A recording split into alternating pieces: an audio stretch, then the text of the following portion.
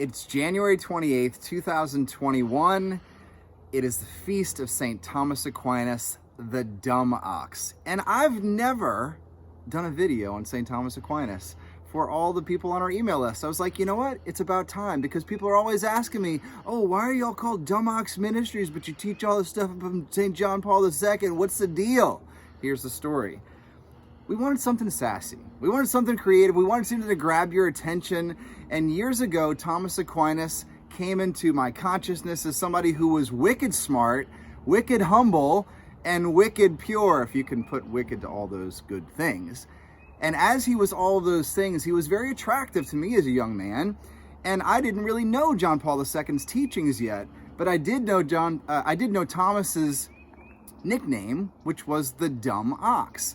Now, he was called that because he was a very large kid and he was very quiet. So they meant that he was a large, quiet one, not that he was actually stupid. Well, Thomas was born in Italy in 1225, and he died at only 49 years old in 1274. But in that amount of time, he wrote volumes and volumes of theology and Christian philosophy that would really become the bedrock of what we now study in the Western world. He was one of the smartest people that ever lived, but he wasn't just smart, he was very, very holy. And those things are things that we wanted to model our ministry after. Now, later on, St. John Paul II started to inspire us in a very, very dramatic way. And as my friend Dr. Chris Baglow likes to say, there's a little argument between the Thomists and the phenomenologists when it comes to St. John Paul II. Was he a phenomenological Thomist, or was he a Thomistic phenomenologist? Well, both of those things are interesting because the Thomists were about an objective sort of point of view. Thomas was very ordered in his thinking, and he was very much looking at the objective revealed truth of God and how to understand those things with the gift of our reason. John Paul II was very much involved in that line of thinking, and he was very ordered in the way that he presented things, but he was also very much interested in the subjective experience, the phenomenology of life, the data of human experience, and wedding those things together, the subjective experiences with the objective reality that God has revealed. So we love John Paul II, but we also love St. Thomas Aquinas, and I thought it'd be good to say a little bit more about Thomas and why we respect him. So when he was young, he was actually desiring to grow up and do whatever God's will was for him. But when he was in his teen years, he was actually headed towards becoming a Dominican, which at that point was a mendicant order that was not really considered to be a high nobility. And Thomas came from a noble family, and so his family got so upset about it that they appealed to the archbishop, and then they appealed to the Pope to have him not go through with this.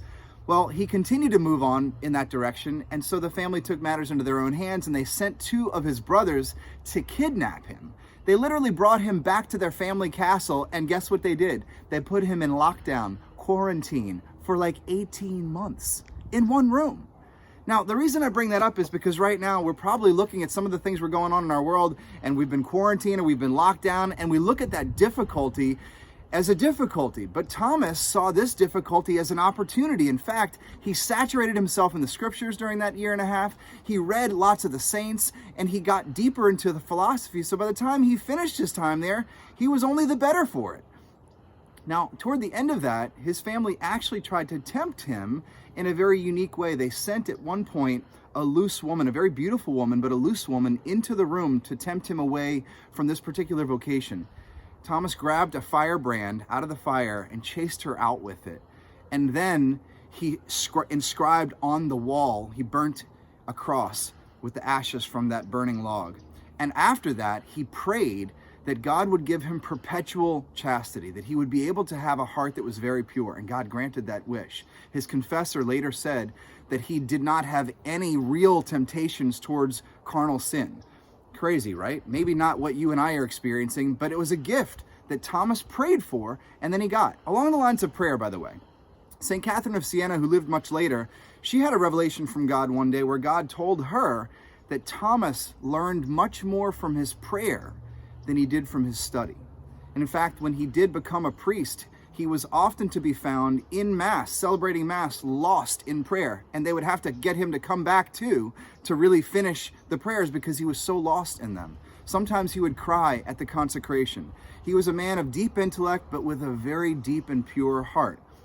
And so He was humble, along with being prayerful and chaste. His humility, even though he was so smart, he never looked down on others. He was very kind to people, even those that he debated. In fact, his trademark was that if he was going to debate you, he wouldn't just take your best arguments. He was so smart, he'd say, you know what, that's not your best argument. Here's what your best argument is, and here's why that's wrong.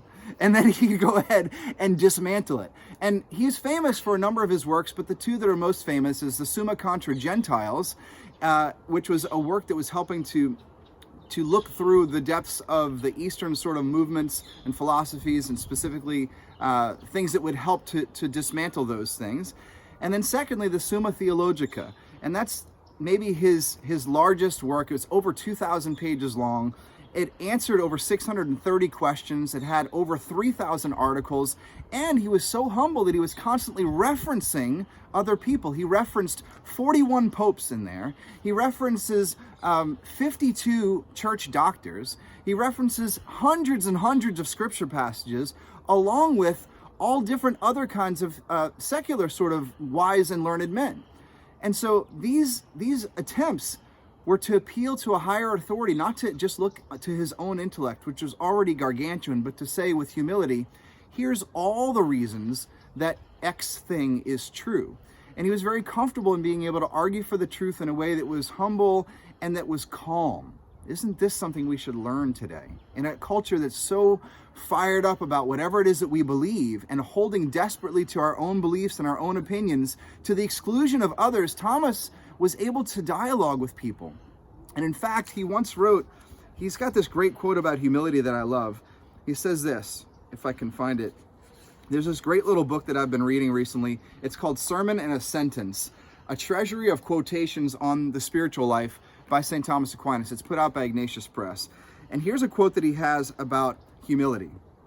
Of all the signs of a man's knowledge and wisdom, none is proof of greater wisdom than that he does not cling to his own opinion. For those who cling to their own judgment so as to mistrust others and trust in themselves alone, invariably prove themselves fools and are judged as such. So if you've been having an argument with somebody recently, and you've been thinking for sure you're absolutely the one that's right, and you've been starting to act a bit like that, take a note from St. Thomas Aquinas and take a notch down into the place of humility, recognizing that God is God and you are not, and ask him to help you to be able to be faithful in prayer, to be faithful with your honest opinion, but to listen to those of others. And wherever you are in your journey of chastity, ask God to have as your model St. Thomas Aquinas, who because of God's grace was ridiculously pure of heart. So, be encouraged today on January 28th, 2021, the feast of St. Thomas Aquinas, the Dumb Ox, that he's interceding for you. And we're looking forward to all the great things coming up in the rest of this month and this year. And if you haven't been to an Echo retreat lately, check out the links below so that you can sign up for one of our awesome retreats coming up. God bless.